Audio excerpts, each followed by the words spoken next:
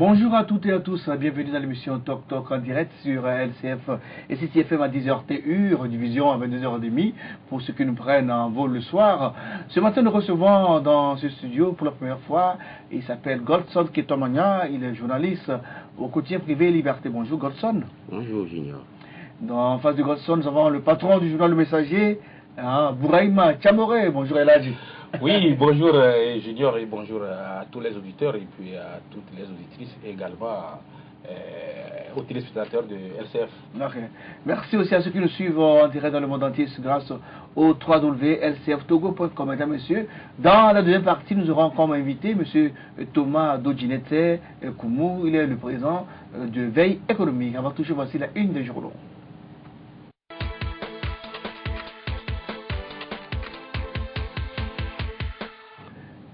C'est vendredi et comme vous le savez, il y a plein de journaux avec nous, une bonne vingtaine. On va les parcourir rapidement. Voici la une des journaux de ce vendredi. Donc, on commence par Courrier de la République de Corée qui titre ce jour le sommet de Lomé, la question de la pêche illégale dans les eaux africaines, des pertes sèches de plusieurs milliards de dollars par an. Comment inverser la tendance? Canal D dans les kiosques écrits. Dossier, la piraterie maritime fait perdre à l'économie mondiale entre 7 et 12 milliards de dollars par an, une véritable menace contre l'économie maritime. Forum de la semaine, le quotidien privé dans les kiosques ce matin qui écrit justice, explosion d'une citerne de fuel à Tablibo, Wassen Fortier condamné à verser 280 millions de francs CFA aux familles des victimes. Le directeur d'exploitation écope de 8 mois de prison avec sursis. Mise au point du cabinet du ministre Gilbert Bawara. Le quotidien privé Liberté dans les kiosques également titre rapport 2016 de la Commission des Nations Unies sur la large bande. Seulement 7% des Togolais ont accès et utilisent Internet au niveau individuel. Le Parti des démocrates a célébré la journée du 5 octobre. L'alternative également dans les cœurs ce vendredi écrit politique et problématique de l'alternance en Afrique. CAP 2015 organise un colloque à Lomé. Michel Gali, Francis Patinde, Albert Bourgi, attendu à Lomé. La CDPA invite les Togolais à faire blocus à la monarchie des Nyansingbe. Le Dauphin dans les cœurs ce matin, éducation au Togo, l'année scolaire 2016-2017 s'annonce très mouvementée. Également avec nous ce matin dans les cœurs, nous avons le journal Togo Matin de Jidon Korolakina. Rencontre fort et de la ministre Zouma à Addis Abeba, l'UA soutient la charte de Lomé sur la sécurité et la sûreté maritime. Sommet de l'UA, la ville de Lomé crée un illustre lexique pour accueillir les hôtes. Toujours disponible dans les cœurs ce matin, nous avons le journal La Symphonie de Yves Gallet. Sommet sur la sécurité et la sûreté maritime, Lomé, centre magnétique de la planète du 10 au 15 octobre. Le changement de Amou Amouzouvi dans les kiosques qui titre 5 octobre 1990, 5 octobre 2016, 26 ans après le soulèvement populaire, la démocratie togolaise, toujours au creux de la vague, colloque du CAP 2015 prévu à la date du sommet sur la sûreté et la sécurité maritime, hasard, provocation ou sabotage. Dans les kiosques, pour la première fois, le journal La Nouvelle Tribune de notre ami Elom Atisogbe. La Nouvelle Tribune qui titre exécrables conditions de travail dans les sociétés togolaises. Eva Messania en souffre en silence. Jean-Pierre Fabre, chef de file de l'opposition, tout sur son salaire, ses avantages et privilèges. Avec nous également ce matin, flambeau des démocrates de Loïc Lawson.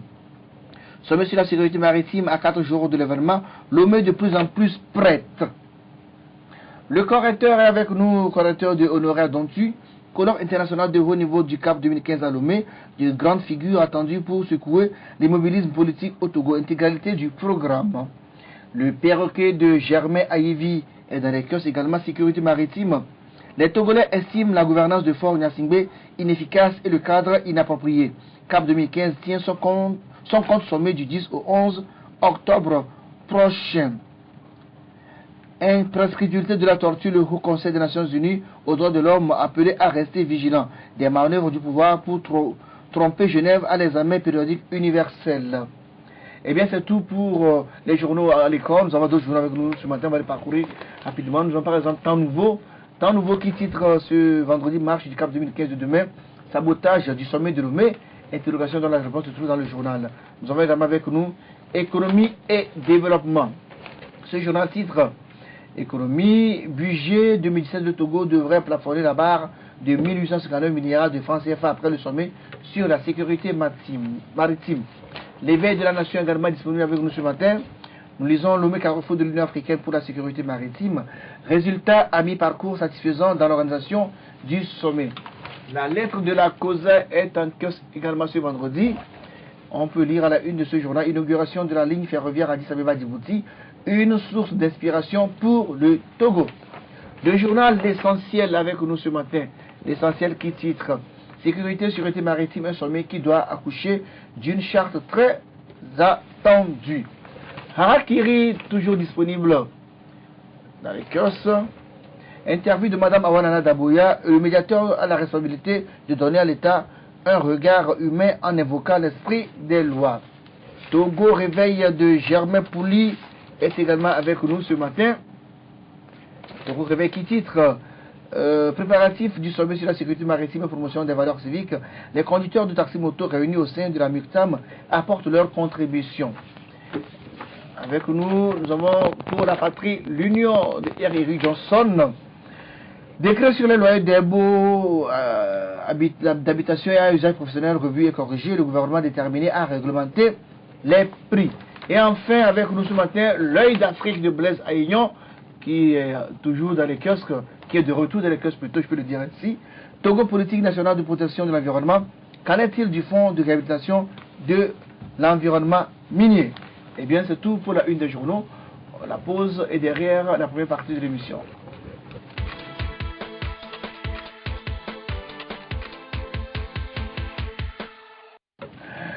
Retour en studio avec nos confrères Godson, qui est en manière de liberté, et Jabourou Bourema, le patron du journal Le Messager. Bonjour, chers confrères. Oui, bonjour. Avant toute chose, j'aimerais informer ceux qui nous ont suivis. Ici, il y a environ 10 jours, nous avons reçu M. Koué Gadafoli. Il est écrivain historien.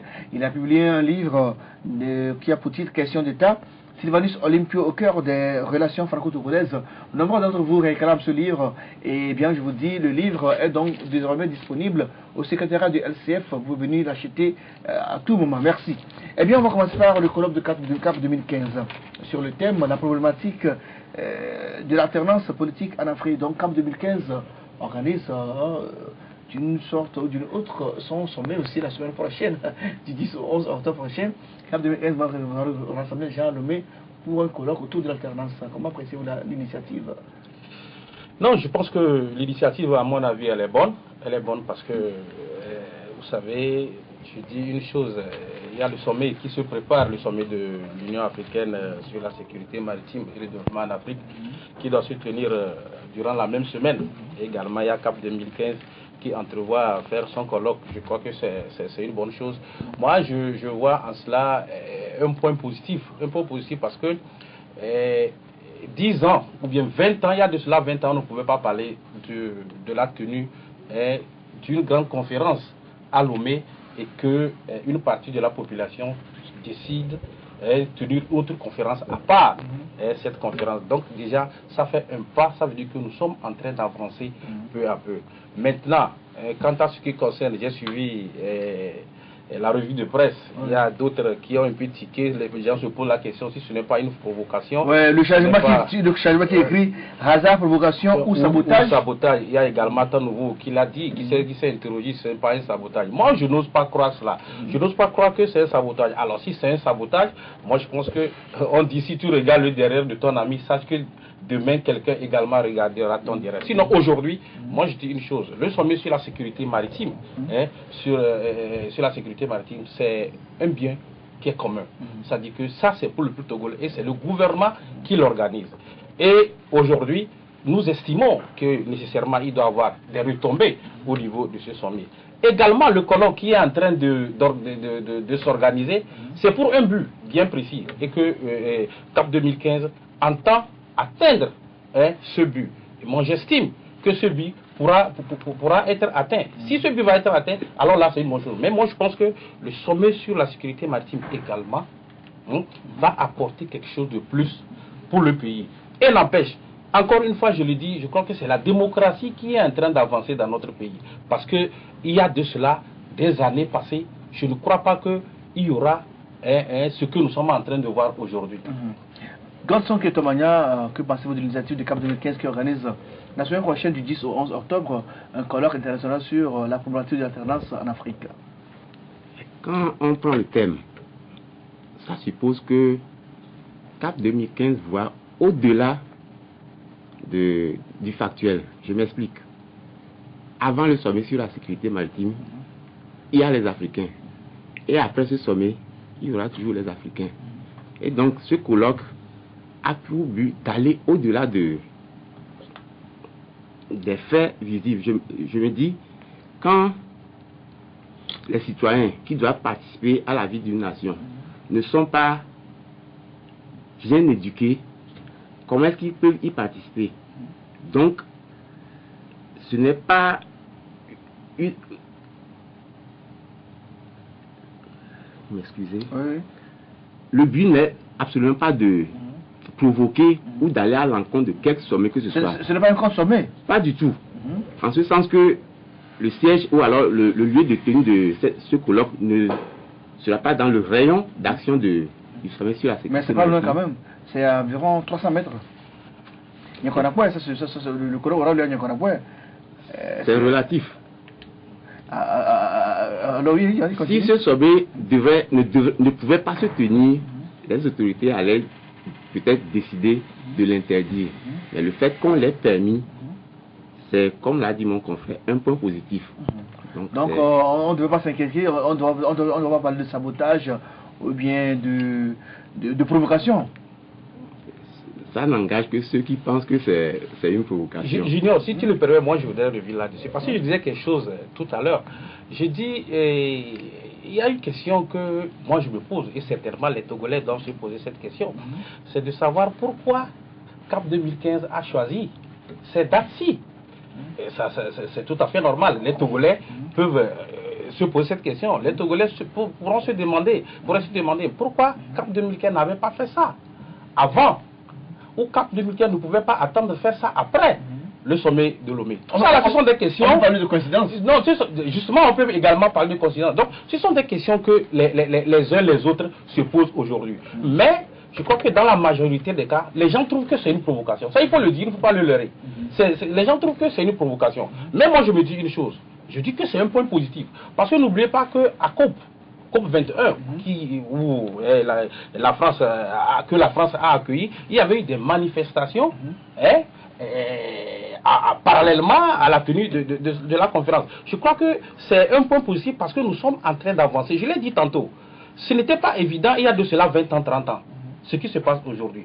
Mais encore faudrait-il que ceux qui organisent ce colloque puissent rester dans les règles de l'art, de l'organisation. Ça, on est dans une salle. C'est ce que j'ai dit. C'est pas ouvert. C'est pas ouvert. Puissent rester dans le règle et puis organiser leur colloque. Moi, je pense que c'est une bonne chose. Et ça fait avancer le pays. Ça fait avancer le pays. C'est tout à fait normal. Les décisions qui sortiront également au niveau du sommet de l'Union africaine, je crois que non seulement ça aide également le pays, mais ça aide également toute l'Afrique. C'est une bonne chose. Moi, je dis une chose, je n'ose pas croire que c'est une provocation. Mais si c'est une provocation, j'ai dit tantôt, si tu regardes le derrière de ton ami, sache que quelqu'un également regardera ton derrière. Parce qu'un jour, si ceux-là qui sont en train d'organiser leur colloque viennent au pouvoir, et quand ils tenteront de faire quelque chose, les autres aussi s'opposeront d'une manière ou d'une autre, et les gens jugeront. Et s'ils ne disent pas qu'ils s'opposent, mais ils font leur colloque. Non, c'est ce que ils n'ont jamais indiqué le mot. C'est ce que je dis. Je dis, je n'ose pas croire que c'est une provocation. Ok. Je n'ose pas le croire. Et que pensez-vous du fait que, juste après les travaux du HCOUN, au lieu que les autorités se saisissent des conclusions et fassent les premiers pas dans le sens de l'apaisement, on a l'impression qu'elles ont laissé tomber les conclusions du HCOUN pour ne s'occuper que du sommet là. C'est comme quelqu'un aussi pourrait trouver que les autorités sont en train de narguer l'opposition qui, sans avoir totalement participé aux travaux du HCOUN, ne voit pas l'avancée des... La question des réformes politiques. Voilà. Exactement. On a déposé les conclusions, mais à ce jour, on ne parle que sommet. Mais après le 15, il y aura la rentrée, il y aura les députés qui doivent plancher sur le budget. À quand le débat sur les réformes? Bon, ça, c'est le calendrier du chef de l'État. C'est lui qui a initié la télé. C'est lui qui a créé le H-Kroon. C'est lui qui imprime la dynamique. En fait, c'est lui qui tient les manettes en main. Donc, ça ne relève que de sa compétence. C'est lui de décider quand il faut faire les réformes, quand il faut mettre sur la commission pour pencher sur les réformes opérées et autres. Donc, pour l'instant, on ne va que regarder vers lui. Depuis 2006, Junior. Depuis 2006. Vous tenez bien la date. Ça fait quand même un peu longtemps. Alors, la semaine prochaine également, on aura une autre rencontre ou bien un autre événement. C'est les universités sociales. Les premières universités sociales qu'organisent environ une trentaine d'associations de la société civile. Et ça aussi, ça tombe bien hein, sur la semaine du sommet, Gosson Ketomania. Quand Aristote dit qu'on ne peut tenir les gens dans un ensemble politique que par la justice sociale, c'est profond, parce que on a l'impression que les Togolais se désintéressent de la chose politique. Et pas plus tard que le 27 ou 28 septembre dernier, quand on n'a pas rendu public l'étude que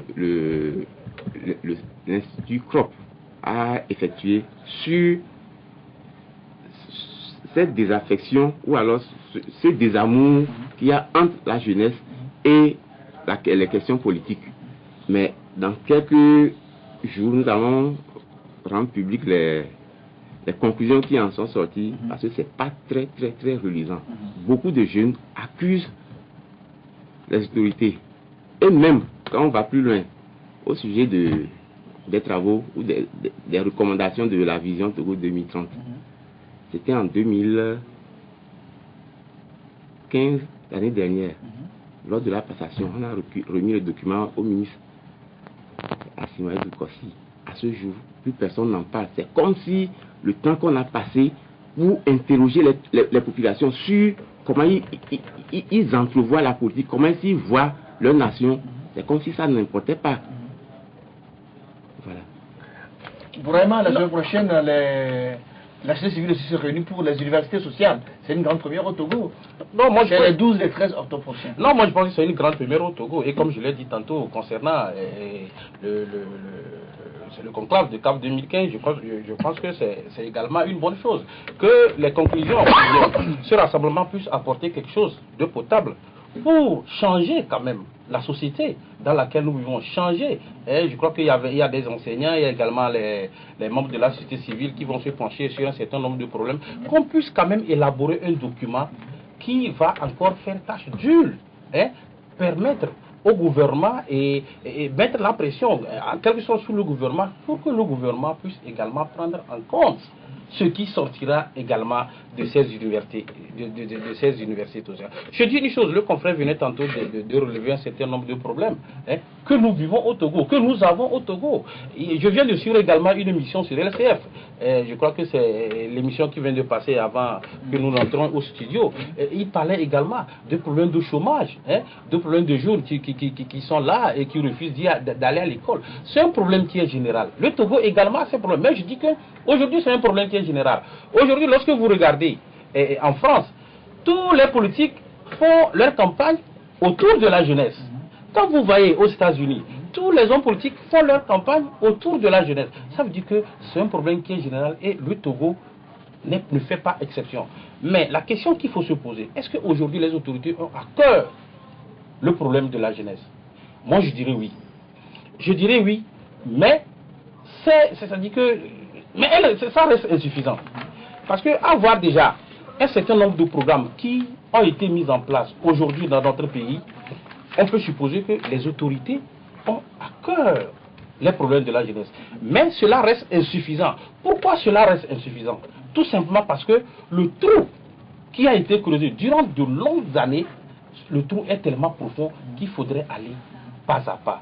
Donc je dis aujourd'hui, c'est bon, l'organisation de cette diversité sociale, c'est bon, que les conclusions, ou bien ce qui va sortir de là, puissent faire objet de discussion et qu'on ait un résultat positif. Il ne faudrait pas aller, parce que tous ces problèmes qui seront discutés au cours de ces diversités sociales, je crois qu'on les connaît. Et le gouvernement et les syndicats connaissent ces problèmes. Et ces problèmes ont fait objet de plusieurs discussions. Donc, c'est ce que j'ai dit. il faudrait qu'on fasse extrêmement attention. Je ne voudrais pas rentrer dans un jeu pour qu'on dise que c'est un jeu de provocation. Mais j'estime que ce qui va être fait va porter quand même les résultats. Et c'est ce qu'on attend. Alors on a l'habitude d'accuser la société civile togolaise de ne pas être aussi efficace. Cette fois-ci, elle s'organise et elle organise un événement de taille qui est donc les premières universités sociales. Donc on parlera de plusieurs thématiques, à savoir par exemple la question de la santé, de l'environnement, de l'éducation, d'économie. Et cette initiative est à saluer, M. Ketomania. C'est vrai qu'elle est à saluer. Et parlant de la jeunesse, est-ce qu'il ne serait pas temps que le Togo soit doté d'un ministère qui soit consacré à la jeunesse? Parce que un seul ministère qui s'occupe de la base, de l'artisanat, du développement, qui trop embrasse mal les trains. Il serait quand même temps que cette jeunesse arrive à s'identifier par rapport à un seul ministère et qui prennent en compte leurs aspirations. C'est pas évident. En quoi c'est pas évident? Conclure seulement un ministère pour la jeunesse. Et ailleurs, il n'y avait pas eu le ministère de la jeunesse et des sports. Ouais, ben c'est ça, la jeunesse et sport, vous avez dit. Voilà. Ça fait deux thématiques regroupées ensemble. C'est pas la jeunesse seulement. Quand on rentre dans le ministère du développement à la base, pouvez-vous nous lister le nombre de projets qui sont initiés à l'endroit de la jeunesse, mais dont on voit difficilement les retombées? C'est tellement... On n'arrive pas à les lister. À ce jour, même quand on va sur le site du ministère, c'est impossible. Et pourtant, les problèmes sont là, comme l'a dit mon confrère. Donc, il faudrait que aussi cette jeunesse arrive à se saisir de sa propre destinée. Parce que si elle n'est pas bien instruite, il lui sera difficile de réclamer son dû.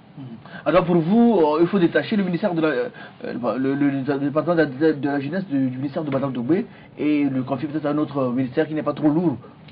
Je n'ai pas cité de nom, parce que c'est la même ministre qui est directrice de cabinet à la présidence. Mais c'est elle qui est ministre du développement à la base, tout le monde le sait, donc on sait le nom pas, on sait que c'est d'elle que vous parlez. Bon. Non, moi je dis une chose, je dis que quoi qu'on dise, je l'ai dit tantôt dans mon développement. Et le ministère du développement à la base abat un travail très intéressant. Ça, il faut le reconnaître. Parce qu'il y a des programmes et des projets qui sont initiés. Il y a même des agences de jeunes qui sont créées. Et beaucoup d'agences de jeunes qui sont créées. Il y a également un directeur de la jeunesse qui est là aujourd'hui, qui est créé. Et mais je dis que c'est un effort qui est fait. Mais il faut dire qu'il y a encore beaucoup de choses à faire. C'est en cela que je me pose la question. Et je l'ai posée, c'est une question que chacun de nous pourrait se poser. Pourquoi il reste beaucoup de choses à faire? C'est parce que nous sommes tellement en retard, parce qu'il y avait un trou qui était tellement béant, et pour le remplir, il va falloir du temps. C'est pourquoi le confrère dit que les trucs ne sont pas visibles. Mais lorsque vous allez sur le terrain, un certain nombre de projets initiés à l'encontre des jeunes, je crois que ces projets portent aujourd'hui fruit. Ces projets portent aujourd'hui fruit. Mais c'est parce qu'il y avait trop de problèmes qu'aujourd'hui, ça ne se ressent pas. Donc il va falloir tout simplement que le gouvernement fasse encore plus d'efforts. C'est ce que cela voudrait dire. Voilà pourquoi je dis que ces universités sociales qui sont en train d'être organisées, que ces universités sociales, qu'à la fin, qu'on puisse trouver que le résultat qui est sorti de ces universités sociales puisse intéresser également le gouvernement et puisse faire objet de débat pour que le gouvernement puisse les prendre en compte et intégrer dans leurs projets, dans leurs programmes. C'est ce que je dis aujourd'hui. Sinon, franchement, le problème de la jeunesse, c'est un problème aujourd'hui qui est un problème mondial. C'est un problème mondial, ce n'est pas aujourd'hui le Togo seul qui a de ces problèmes, c'est un problème mondial. On reste dans le domaine social pour parler de la rentrée qui s'annonce et on a appris que 4 syndicats d'enseignants s'organisent et s'apprêtent à observer un grève les 2 premiers jours de la rentrée. Ces syndicats ont rencontré le ministre Bawara cette semaine, mais apparemment, cette rencontre qui devait arranger la chose a plutôt envenimé l'attention. Et du coup, les syndicats sont braqués et on annonce la rentrée un peu mouvementée. Qui c'est qui a envenimé la situation lors de la rencontre? Les enseignants, on croit savoir qu'ils sont dotés d'un ministère. Et en quoi est-ce que le ministre Bawara est concerné par le problème des enseignants? Mais il est le ministre de la fonction publique. C'est tout. C'est lui qui gère tout ce qui est agent de la fonction publique. Il est le dans les enseignants. Il est le ministre de la fonction publique en plus. Parce que le sujet qui était sur le tapis, parce que j'ai lu la mise au point du ministre Baura en totalité, le sujet qui était sur le tapis, c'est concernant l'intégration d'un certain nombre de fonctionnaires, d'enseignants. Or, quand on parle d'intégration, ça concerne directement le ministre Baura. Et le ministre de l'économie et des finances n'est pas concerné. Justement, lorsque vous lisez le mise au point, excusez-moi, lorsque vous lisez la mise au point, je crois que dans la mise au point, il y a tout ça. Il y a tout ça qui a été fait. Lorsque vous lisez également ceux qui sont allés rencontrer le ministre Baora ont eu à dire, eux aussi ils ont développé leur point. Mais moi je pense que, est-ce que c'était une mauvaise chose que le ministre Baora ressort sans ingénieurs? Moi je ne crois pas que c'était une mauvaise chose. C'est dans la recherche et dans la perspective de la recherche des solutions que le ministre a accepté. La démarche a été faite par les syndicats, mais sauf que il y a certains mots qui ont été employés par le ministre et qui n'est pas plu au syndicat, par exemple, en disant que en les recevant, c'est pas qu'il les reconnaît de façon tacite, mais il les reçoit parce qu'il fallait les recevoir. Il y a plein d'autres choses que les syndicats ont relevées qui fait qu'ils sont devenus un peu braqués et ils s'apprêtent à aller en grève les 17 et 18 octobre prochain. Godson, revient à vous. Effectivement, qu'on initie une rencontre est une chose très louable, je dirais. Mais que ceux qui sont censés participer à ces rencontres fassent profil bas. Beaucoup connaissent la façon de gérer certains problèmes du ministre Baora. Et donc, les autorités devraient plutôt déléguer quelqu'un qui puisse amener les protagonistes à faire baisser la tension. Parce que là, avec de pareils propos, c'est comme si lui il était sur un piédestal et voyait les enseignants de haut. Or, sans ces enseignants, on ne parlerait pas de ministre, on ne parlerait pas de directeur. C'est en ça que le fait qu'on les choisi pour discuter avec les enseignants, à notre avis, ça n'a pas porté. Mais c'était lui, c'est ça, non, son je boulot. dis que c'est son boulot, franchement, c'est vrai ce que le confrère dit, mais je crois que c'est son boulot et c'est ce qu'il doit faire, parce que après tout, lorsqu'il s'agira de dire le nombre d'enseignants qu'il faudrait engager, je crois que c'est Gilbert Baora qui doit le faire, c'est parce que c'est le ministre de la fonction publique, c'est son boulot. Et puis, n'oubliez pas qu'il y a un problème au niveau des syndicats, ça il ne faut pas se le cacher, il y a un problème au niveau des syndicats, les syndicats entre eux-mêmes ne s'entendent pas, parce que ce que Junior, ce que tu viens de dire, en fait, lorsque vous lisez la mise au point du ministre Baora, vous comprendrez que en fait, ceux qui étaient allés rencontrer le ministre Baora, c'est comme c'était un autre syndicat qui est en train d'être formé, c'est de nouveaux syndicats et qui estime que les autres ne font pas bien le boulot. Oui. Donc jusqu'à preuve de contraire, le ministre Baora a raison de dire qu'en principe, pour le moment, ce n'est pas qu'ils discutent avec eux de façon légale. Parce que pour discuter en principe avec un syndicat, il faudrait que le syndicat puisse être reconnu par le ministère de l'administration territoriale, puisse remplir les formalités. Mais il y a d'autres syndicats. Je crois que c'était pour éviter des problèmes que le ministre a dit. Peut-être qu'il y a d'autres choses qu'ils ont dit. Je n'étais pas là-bas. Peut-être qu'il y a d'autres choses qui ont frustré les enseignants. Et c'est tout à fait normal que les enseignants puissent réagir parce qu'ils sont des êtres humains et qu'ils ont besoin de meilleures conditions de vie, comme on le dit. Mais je crois qu'il faudrait obtempérer.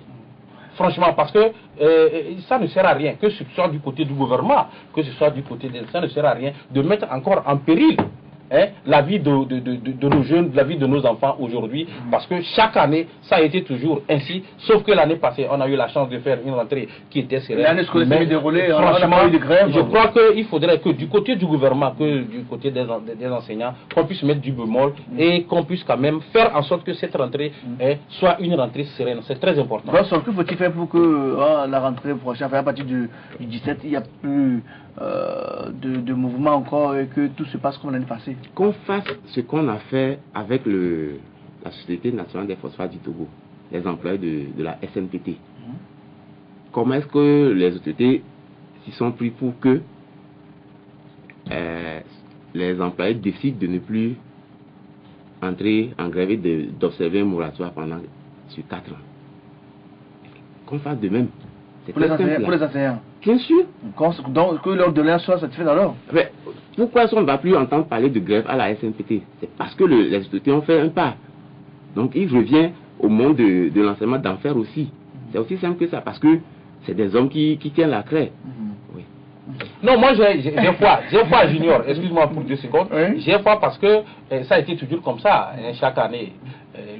Les enseignants mettent la pression pour que leurs conditions de vie soient améliorées. Et je pense que le gouvernement ne va pas rester quand même bouche bée. Je crois que le gouvernement va avoir raison pour pouvoir prendre des dispositions et faire en sorte que cette rentrée puisse également se passer comme ça a été l'année passée. On l'espère vivement, donc peut-être après le sommet, on aura le temps de s'occuper de tous ces problèmes-là. Et j'espère que l'année scolaire va se dérouler dans de très bonnes conditions, comme ce fut le cas l'année écoulée. On va marquer une pause. Derrière la pause publicitaire, nous recevons notre invité, M. Thomas Dodji Netse Koumou, il est président de Veille économique.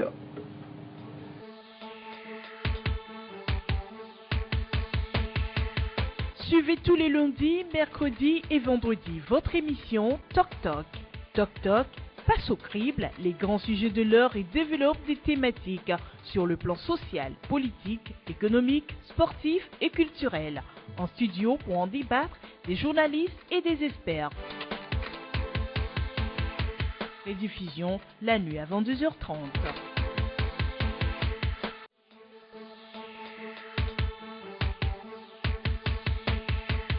Suivez tous les lundis, mercredis et vendredis votre émission Toc Toc.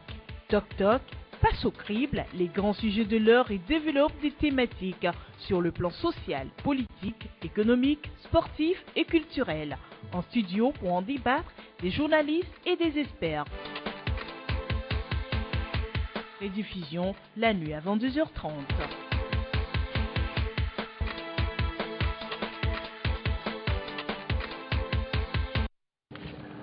Retour en studio avec notre invité, M.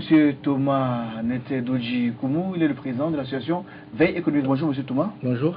Ça fait toujours plaisir de vous recevoir. Ça fait la troisième fois qu'on vous accueille sur ce plateau. C'est moi qui suis honoré d'être avec vous. Alors aujourd'hui, on va parler de thèmes, on va parler du budget, on va parler de l'émergence. Mais si vous permettez d'abord, je rappelle que vous avez publié tout récemment des documents sur d'abord l'émergence et aussi dernièrement sur le budget. Ouais. Je veux qu'on parle brièvement, que signifie économie émergente? Une économie est émergente lorsque il y a un certain nombre de transformations structurelles de fonds qui sont faites sur le secteur primaire, le secteur secondaire, le secteur tertiaire. Lorsque l'économie est portée au niveau du taux de croissance, au niveau du PIB, à un certain niveau, c'est un seuil. Je rappellerai que selon les Nations Unies, il y a un certain nombre d'experts mondiaux, la sortie de l'émergence, en fait, de porte de ce qu'on appelle la pauvreté, en quelque sorte, pour indexer l'économie sur le cadre de l'émergence, c'est $3 000 de PIB par habitant. À titre de comparaison, aujourd'hui, le Togo est à 750 dollars de PIB par habitant. Vous voyez à peu près l'écart entre la situation dans laquelle nous nous trouvons aujourd'hui et la situation de sortie du cadre de l'émergence. $3 000 de PIB par habitant.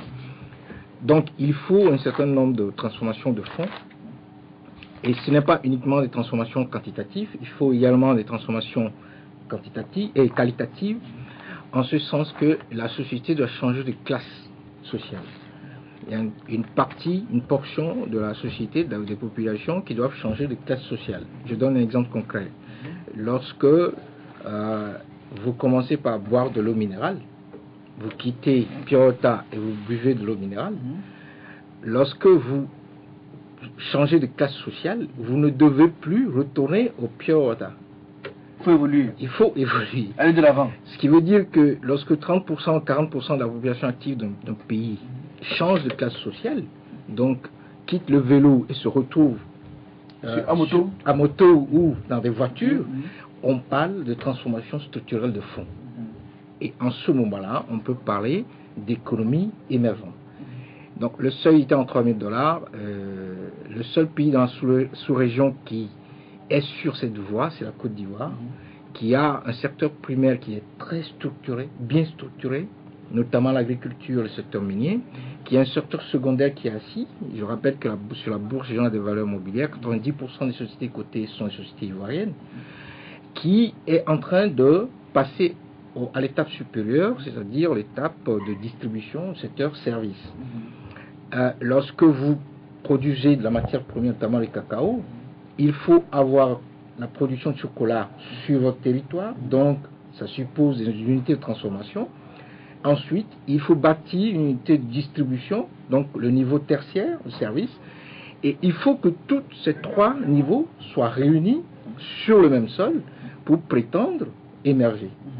Vous ne pouvez pas produire la matière première, les mettre dans des tanks ou sur des bateaux et puis aller l'exporter, les vendre à l'extérieur. Et en plus, vous retrouvez avec des chocolats qui sont importés et mis dans le supermarché. Ça ne marche pas ainsi. Lorsque vous souhaitez émerger, et vous avez les mines de Pagala qui produisent du marbre, il faut transformer ces marbres en des structures de sanitaires qui doivent être produites ici, sur place, et vendues par le Togo. Et lorsqu'il y a un surplus, nous pouvons décider de les exporter. Et ce n'est que lorsqu'on arrive à cette étape d'exportation qu'on peut prétendre créer une monnaie. On ne peut pas créer une monnaie avant de commencer la transformation structurelle. C'est la transformation structurelle de l'économie portée vers l'exportation qui induit de façon automatique la création d'une monnaie. Donc tous ceux qui se battent sur les radios pour que nos pays se désengagent du franc CFA, etc.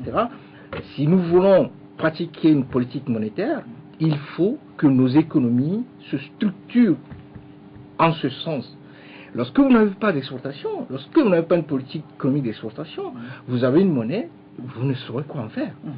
Alors, monsieur Thomas Koumoudougi, vous écrivez dans un document publié tout récemment que le Togo ne sera pas au rendez-vous de la vision 2030, le Togo ne sera pas émergé en 2030, et vous donnez 4 raisons, vous pouvez les reconnaître brièvement avant de passer au budget. Oui, tout à fait. Nous avons dit que pour qu'un pays puisse émerger, il faut d'abord une forte légitimité des gouvernements. Parce que le processus d'émergence demande à ce que les populations consentissent d'énormes sacrifices. Et pour cela, pour que toute la population puisse regarder dans une même direction, nous sommes dans la démocratie, hein, je ne refuse pas, mais adhérer à la vision, il faut que les gouvernants aient une forte légitimité. Et sans cette forte légitimité, vous ne pouvez jamais prétendre émerger. Ensuite, il faut relever notre niveau de PIB, le niveau de taux de croissance. Il faut, pour nos économies aujourd'hui, le minimum, c'est un taux de croissance à 2 chiffres. Il faut que ce taux de croissance se pérennise sur 10-15 ans. Ensuite, il faut engager des réformes structurelles de fond. Lorsqu'on parle de réformes structurelles de fond, si je prends l'exemple de l'OTR, ça fait partie des réformes structurelles de fond, mais cette réforme est insuffisante dans ce sens que elle s'assied uniquement sur une assiette fiscale existante. On ne peut pas vouloir augmenter la recette fiscale lorsqu'on s'assied uniquement sur une assiette fiscale existante. Il faut des réformes structurelles permettant à l'assiette fiscale de s'élargir, ce qui me conduit à ce qu'on appelle la formalisation de la partie informelle de l'économie. Il faut formaliser davantage l'économie. Donc voilà en gros brièvement les raisons qui nous ont poussé. Nous estimons au jour d'aujourd'hui que nous avons un niveau de PIB qui est faible, nous avons un niveau de taux de croissance qui est faible, le 5,9 c'est faible, c'est insuffisant.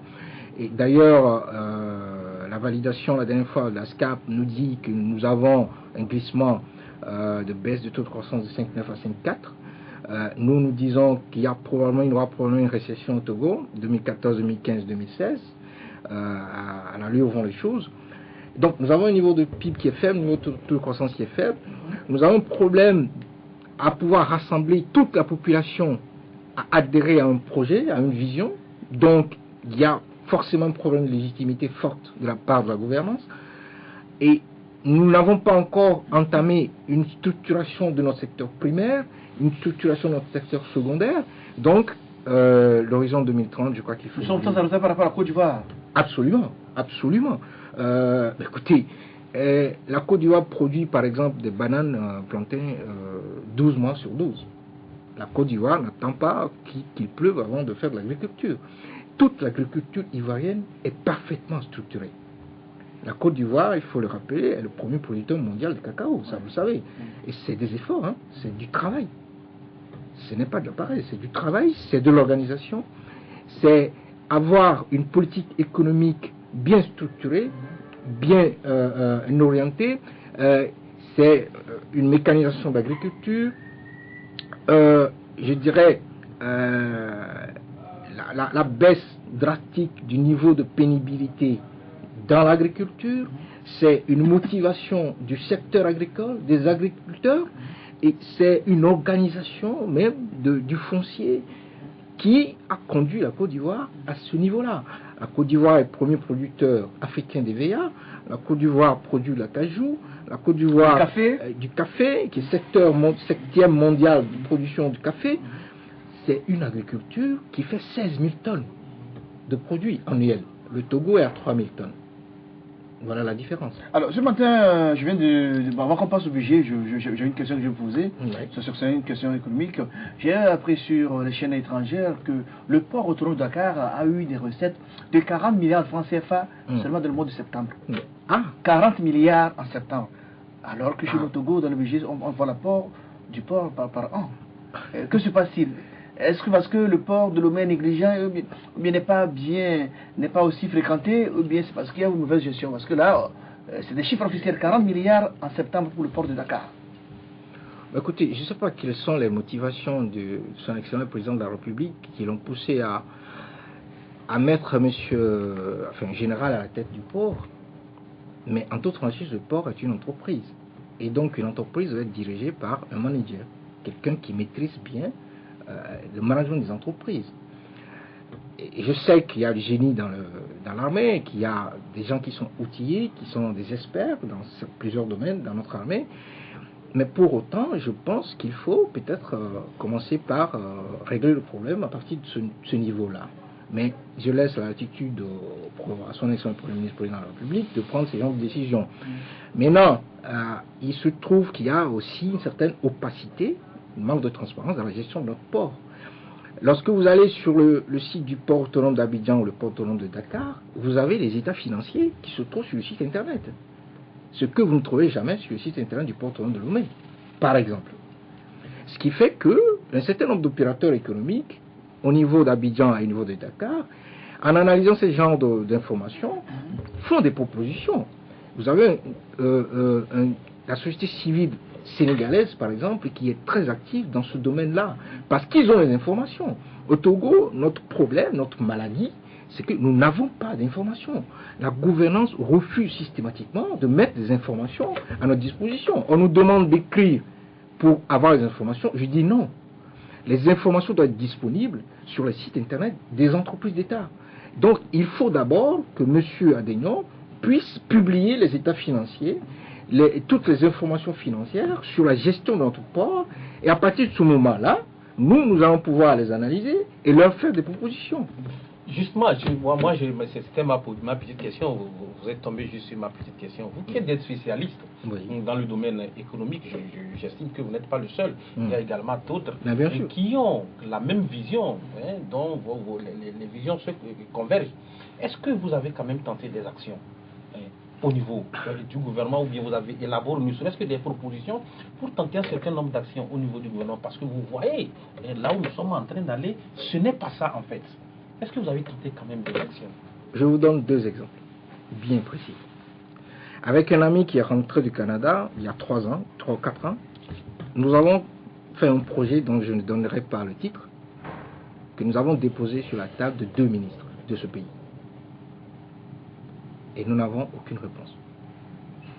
Vous les avez relancés? Vous les avez relancés? En gros, disons que j'ai coaché une demi-douzaine de projets.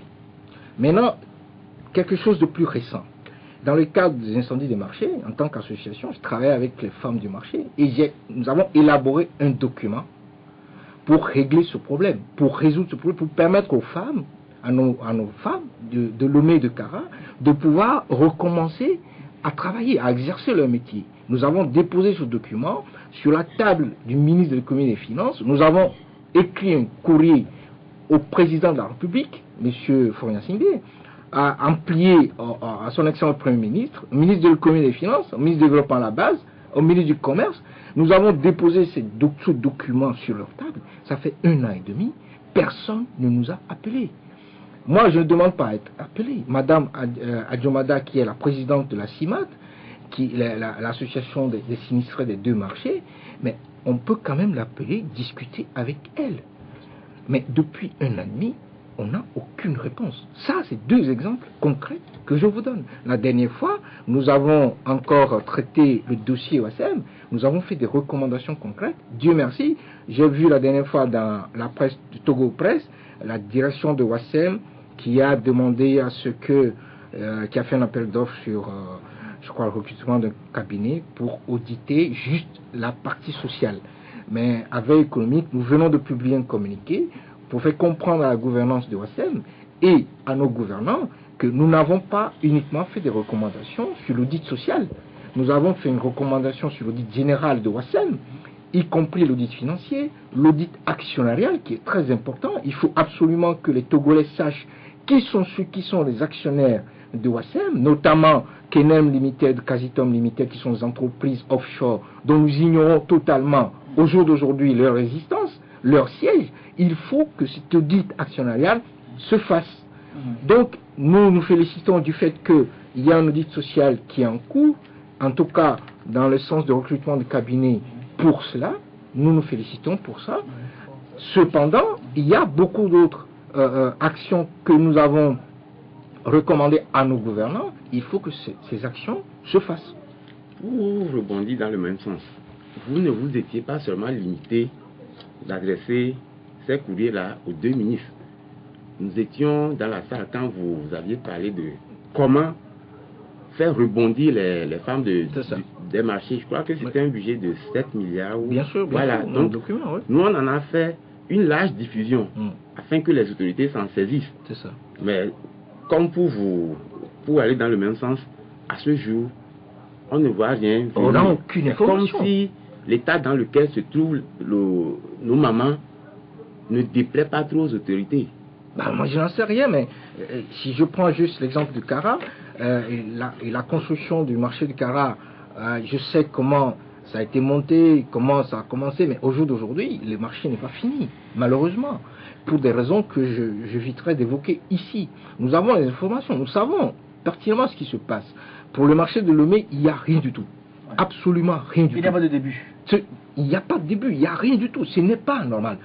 Et nous avons expliqué dans ce document que ce drame a impacté considérablement notre commerce intérieur. Donc, de fait, il y a environ 12 à 14 milliards de pertes sèches pour le Trésor national en termes de recettes fiscales. Ça, nous l'avons écrit noir et blanc dans le document. Et nous avons même proposé les sources de financement des 7 milliards 5. Nous avons proposé les sources parce que nous avons étudié, nous l'avons même mis dans le nouveau document de budget. Nous avons dit que le budget du ministère de l'économie et des finances, qui était de 50 milliards, était trop élevé et qu'on pouvait faire au bas mot 27 milliards d'économies. Et avec ces 27 milliards d'économies, on pouvait très bien allouer 7 milliards 5 à la construction, à financer le redémarrage des activités des femmes, notamment en épongeant une partie de leur endettement qu'ils ont contracté auprès de la place financière. Bien sûr que les femmes des deux marchés, les 7 milliards 5 étaient destinés aux femmes des deux marchés, bien entendu. Donc voilà, mais jusqu'au jour d'aujourd'hui, nada, on n'a rien du tout. Les gouvernants ne nous appellent pas. Donc on s'est dit que si tout seul, en tant que membre de la société civile, nous faisons des propositions, nous faisons des recommandations et que personne ne nous écoute, eh bien hier nous avons initié les universités sociales, Veille économie en fait partie.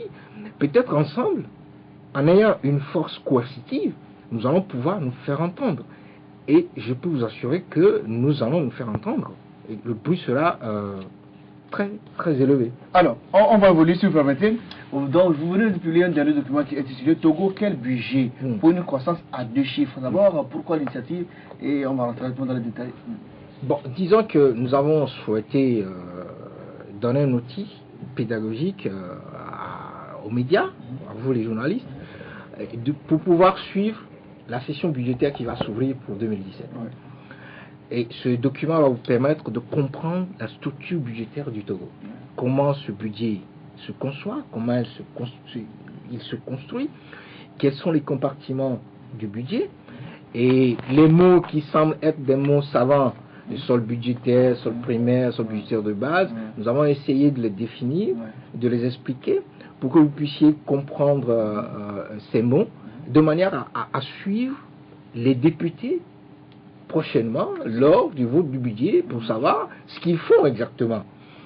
Le second objectif, c'est d'informer notre population et de leur faire comprendre qu'au jour d'aujourd'hui, le Togo dispose suffisamment de ressources financières pour voter un budget à 1859 milliards. Et que le budget de 1000 milliards était insuffisant pour régler les problèmes de ce pays.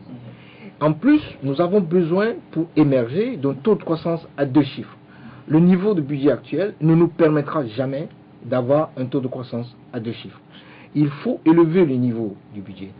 Ensuite, nous avons démontré dans le document qu'il y a une optimisation de l'allocation budgétaire à faire. Au jour d'aujourd'hui, l'allocation budgétaire qui est faite par nos gouvernants n'est pas optimale. En ce sens que lorsqu'on donne 130 milliards de budget à l'éducation nationale, nous proposons que normalement avec le même niveau de 1000 milliards, on pouvait allouer 135 milliards à l'éducation nationale. 50 milliards à la santé, normalement on devrait allouer 70 milliards. Parce que le moment il faut que 35% soit accordé donc à la santé. Ce n'est pas 35%, mais c'est 15%. On dit c'est 15% du budget. On dit c'est 15% du budget.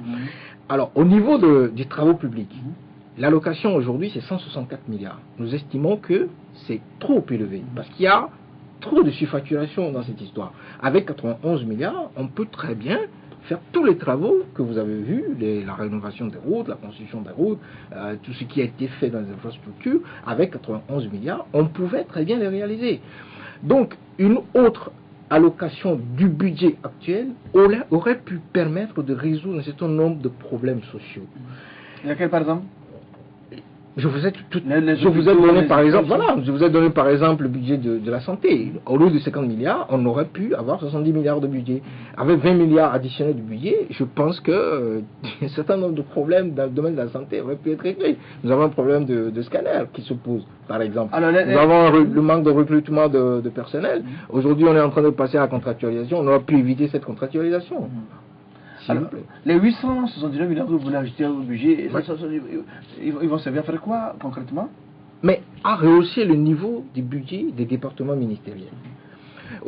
Lorsque on passe à 1859 milliards, la dotation par exemple du ministère de la Santé passe à 275 milliards.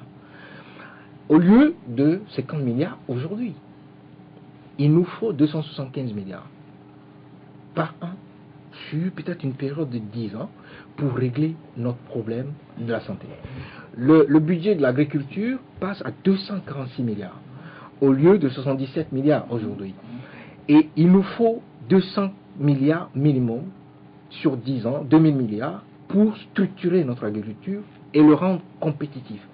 Nous devons, si nous voulons régler les problèmes d'alimentation dans notre pays, surtout au déficit au niveau de la balance commerciale, parce qu'il faut que les Togolais sachent que nous avons une balance commerciale déficitaire de moins 500 milliards, plus de moins 500 milliards au jour d'aujourd'hui, et que les déterminants principaux de ce déficit de la balance commerciale, c'est les importations des biens alimentaires, notamment le riz, tout ce qui est viande, tout ce qui est poisson.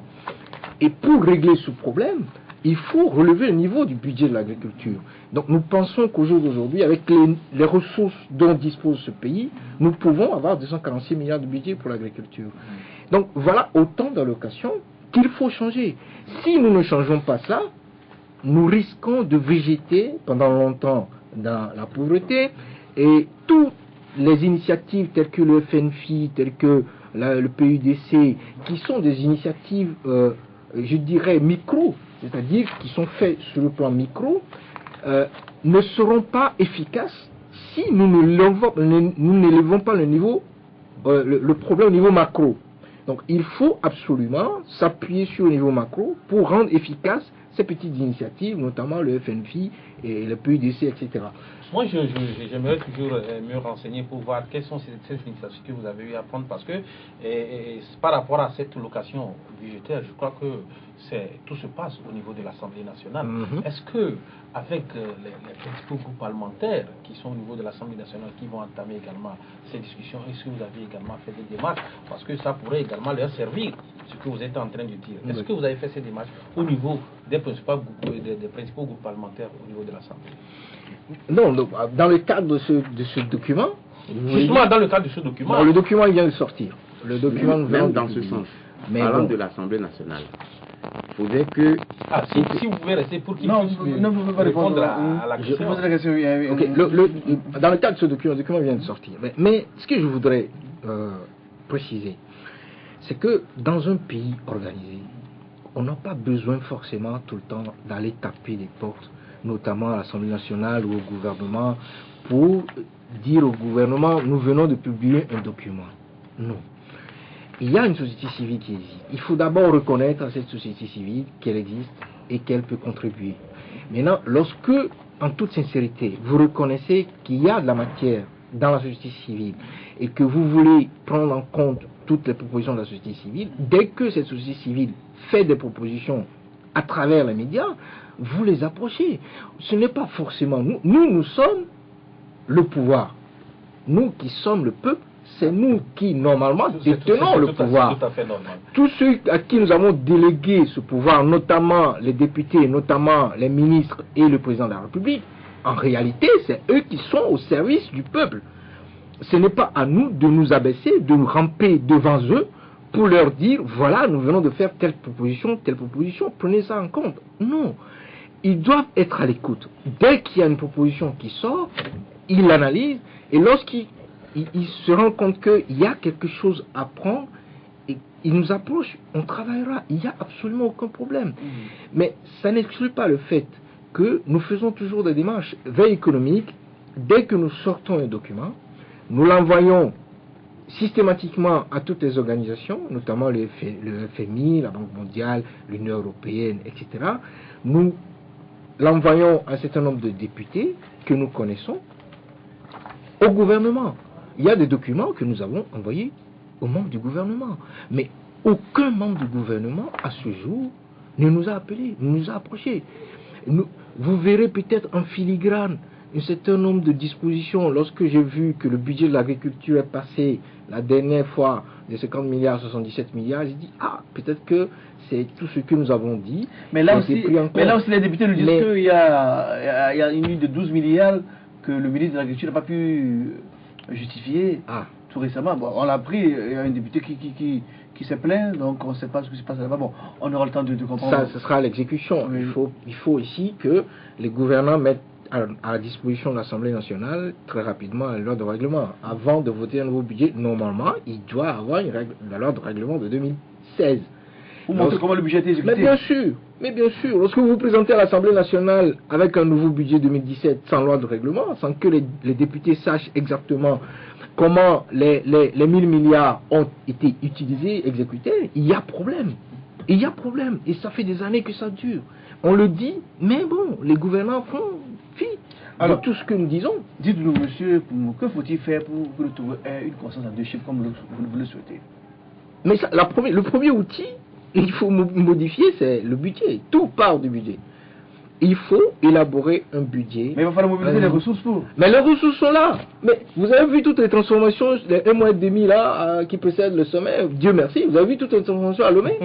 Mais hier matin, j'étais vraiment ravi et content de voir qu'il y a des lampadaires devant le lycée technique d'Adi Dogomé. Vous avez vu les lampadaires qui sont mis là-bas? Non, je n'ai pas vérifié. Mais attendez. Et ça n'a rien à envier à tout ce qui se fait à Paris. Et puis, ce sont de jolis lampadaires. J'ajoute qu'il y a une rue juste au niveau du garage central, bien avant d'aller là-bas, une rue qui a été rechargée. Hier, je passais là-bas, mais j'ai été ébahi. Ben voilà. Ça m'a plu. En principe, il faut attendre le sommet pour le faire. Il faut le faire. Non, mais bien sûr que non. On a un malaise, on a l'impression que les gouvernants nous punissent. On a l'impression qu'ils nous punissent. C'est-à-dire qu'ils disent, ok, cette population-là, bon, ils ne votent pas pour nous, ben on va les punir, ils vont rester dans la saleté, la ville sera sale, on va rien rénover. Non, moi je ne crois pas. Vous n'y croyez pas, mais écoutez, les 1 mois et demi qui viennent précéder, vous avez vu cette transformation? Ils ont trouvé l'argent où? C'est comme s'ils sont redevables. Il y a eu Ça, c'est la preuve. Un gouvernant puni. C'est l'impression que j'ai. Je ne crois pas. C'est La vrai qu'il y a des devanture de l'école du lycée technique de Gomé aurait dû être éclairée depuis longtemps. Depuis longtemps. Mais c'est hier qu'ils ont mis les lampadaires. Les enfants vont pouvoir lire, les enfants vont pouvoir apprendre. Mais est-ce que ça coûte combien? Rien du tout. Mais ils ne le font pas. Ils refusent de le faire. C'est manque de volonté. C'est manque de volonté. Je pense que c'est un manque de volonté politique. Parce que si il n'y avait pas le sommet de la sécurité maritime, il n'y aurait jamais ces lampadaires là-bas. Donc les ressources financières, le Togo les a. Personne ne me dira le contraire. Jamais. Il y a plus de 1114 milliards de flux illicites qui quittent ce pays depuis 10 ans. Le scandale de Wassem, l'évasion fiscale qui est là-bas, nous le connaissons. Il faut que les sociétés d'État soient gérées autrement. Il faut que nos ressources soient gérées autrement. Nous avons proposé au gouvernement qu'il y ait un changement de business model dans le secteur minier. Il faut que l'avenir de nos enfants, qui se trouvent être les ressources minières, qui se trouvent dans nos sous-sols, soit récupéré par nos gouvernants. C'est très important. Si nous n'arrivons pas à faire cela, nous ne pourrons jamais émerger et nous hypothéquons l'avenir de nos enfants. Et moi, je suis catégorique là-dessus. L'avenir de mes enfants est très important pour moi et je me battrai pour que l'avenir de mes enfants soit préservé. En quoi faisant? Mais écoutez, nous sommes dans la société civile, nous publions des documents, nous faisons des informations. Mais les documents passent, mais le gouvernement les ignore. Ok, ils n'ont qu'à continuer par les ignorer. Mais un jour, je crois que ils auront quelque chose à leur porte s'ils continuent par les ignorer. Parce que nous ne pouvons pas accepter que notre avenir a été hypothéqué et que l'avenir de nos enfants soit hypothéqué. C'est pour ça que nous avons sorti un document sur l'endettement du pays. Et nous avons prié les gouvernants d'arrêter tout de suite cette hémorragie-là. Parce que l'endettement du pays ne va pas être payé uniquement par les enfants des gouvernants. C'est nos enfants qui allons payer également. Donc il faut arrêter ça. Il faut prendre des mesures pour arrêter la corruption généralisée du pays et que les ressources internes du pays puissent revenir au pays et entrer dans les canaux orthodoxes du Trésor pour qu'on puisse arriver à voter un budget de 1859 milliards. Ce budget, je vous le dis, peut être voté. C'est possible. Absolument. Alors, M. Thomas Dodji Koumou, nous sommes à la fin de l'émission. Alors, en termes de conclusion, que dites-vous à ce que nous suivons actuellement et surtout à nos gouvernants? Je souhaite un bon sommet au président. Et puis, je lui dis, il n'a qu'à encore amener 2 ou 3 sommets. On va les mettre peut-être à Thiviers, un à Mango, et l'autre à Falémé Ploukava. Oui, pourquoi pas. Et ça permettra à ces villes de connaître ce que nous avons connu à Lomé. Et c'est 1 mois et demi.